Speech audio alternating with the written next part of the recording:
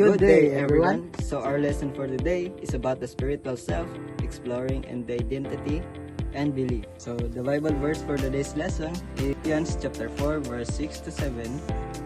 And do not be anxious about anything, but in every situation by prayer and petition with thanksgiving present your requests to God, and the peace of God, which transcends all understanding, will guard your hearts and your minds in Christ Jesus. So our objective for today is understanding the spiritual self. Objective 1, explore the spiritual aspect and identity. Objective 2, demonstrate a critical, reflective through in integrating the various aspects of self and identity. Faith versus practice, the two sides of faith. Every individual possesses a spiritual belief and practice that shapes their life and moral standards. Assessing the spiritual self involves considering these two aspects, belief and practice. So first, let's discuss belief. Belief forms the foundation for one's action, though it's not always readily apparent unless declared or manifest through observable actions. So belief is what you think or accept as true in your heart and mind. Your faith, principles, or values. People can always see this unless you tell them or show it. So that is belief. So let's discuss practice. Practice, religious practice, is the observable action that manifests a person's belief, making it easier to assess. Where the right to believe is unlimited, the practice of the belief is regulated to ensure it doesn't infringe on societal norms or others' rights. So sa practice is practice what you actually do to live out those beliefs, like praying, going to church, being kind, following religious traditions.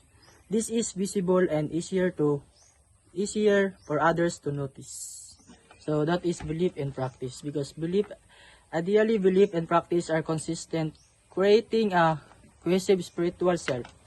However, conflicts can arise, forcing individuals to choose between abandoning a belief or changing their action to align with it. The depth of one's belief determines the strength of their spiritual self. Dungan, the indigenous soul concept. From the perspective of the Babaylan, indigenous spiritual leaders, the Dungan is a companion that coexists within a living person, providing life, animation, and sensibilities. Unlike the Western concept or separate soul, the Dungan is a life force, an energy, an integral entity with own will.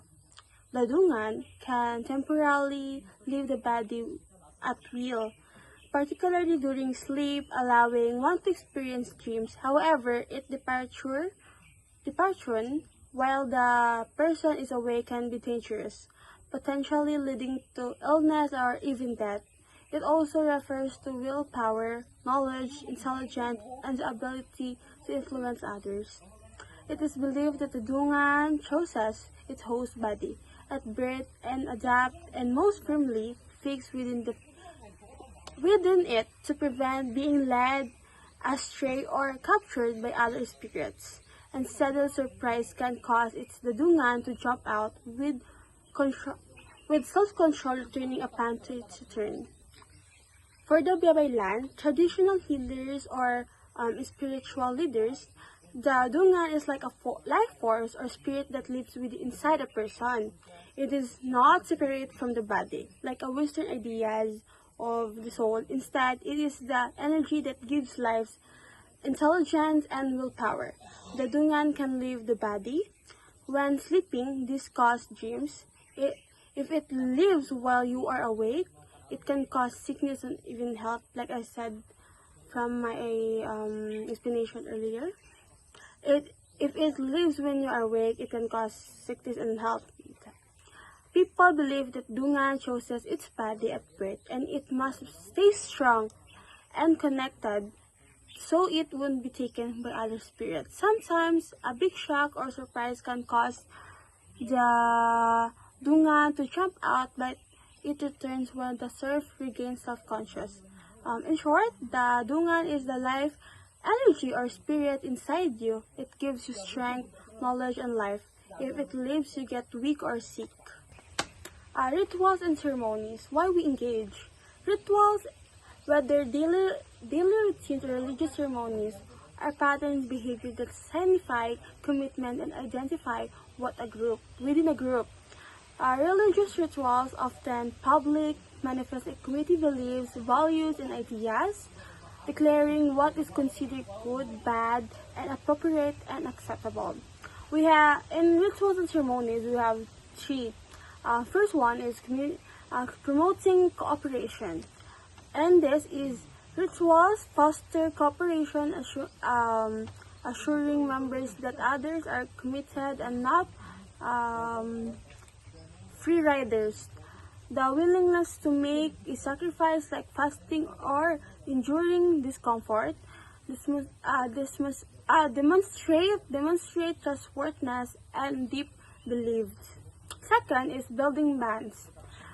Familiarity with which rituals create deeper bonds among the members and stability within the community.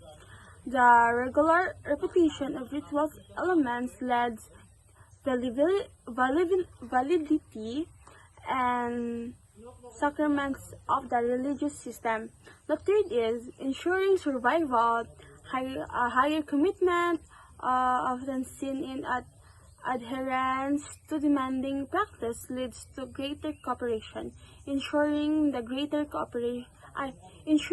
longer survival of religious and commons. Rituals are critical features contributing to religious success as a cultural universal.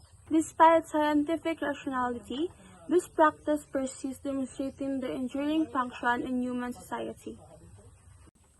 In rituals, like I said, like a daily routine, prayers or ceremonies are important because there's some explanation. Number one, they promote cooperation. They help people trust each other and work together. For example, doing fasting or sacrifice show commitment and build trust. Number two, build bonds. Doing rituals regularly makes people feel more connected. Second is repetition. Repetition makes the rituals feel meaningful and sacred. And in number three, ensure survival. When people are committed to rituals, the group becomes stronger and lasts longer. Those of religious or committees survive over time. In short, rituals are more than just a tradition. They help people cooperate, connect, and keep the community strong. Religious diversity in the Philippines. The Philippines showcases rich tapestry of religious beliefs reflecting its diverse cultural and historical influences. The Philippines has many religions, but most people are Roman Catholics. 80%, a smaller percentage are evangelicals. Evangelicals and Protestants has 2.7% and Iglesia Ni Cristo 2.3%. And the rest are Muslims, Buddhists, and other groups. While Christianity, particularly Roman Catholics, is the most common belief, indigenous are animistic practices and beliefs. In spiritual healers and supernatural beings like Aswang and Tikbalang continue to thrive, often coexisting with mainstream religions.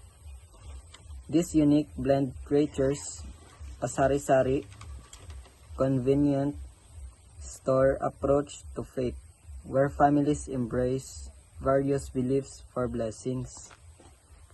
This shows that the Philippines has a mixed beliefs, where modern religion and old traditions often exist together in families and communities. The concept of Dungan, spirit or soul.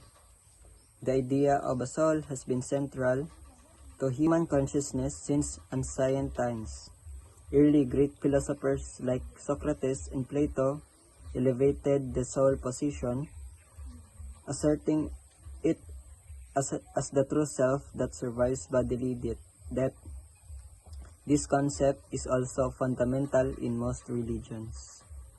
Second, Buddhist perspective.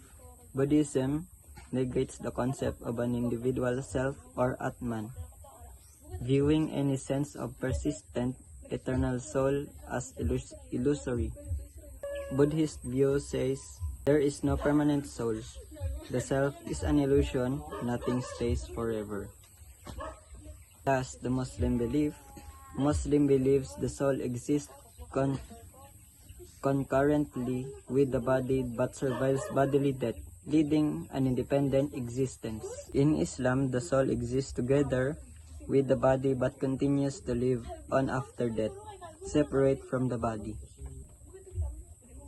In short, Dangan or soul is seen differently across religions. Some see it as eternal, some see it as reborn, while Buddhism says there's no permanent soul at all. You can see that some groups are growing a lot.